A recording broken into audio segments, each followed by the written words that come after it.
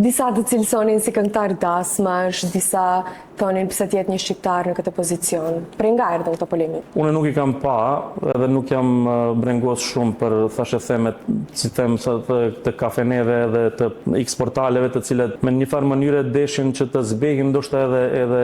identitetin tim, po nuk i arritën qëllimit për shkak se them se 80% prej orkestrës të filharmonisë shkon nëpër dasma. Ata nuk u munduan që faktikisht gjejnë ndonjë fotografi prej koncerteve të mia klasike që t'i shpalosin e të thonë se edhe pse kishte edhe ashtu portale që t'i japim hapësirë këtij njeriu të shohim se kush është, po gjetën vetëm sekuenca nga një dasëm që unë atë dasëm kanë qenë të një kushërin im, po parasysh se të qenë dasëm tjetër, është çështje ne jemi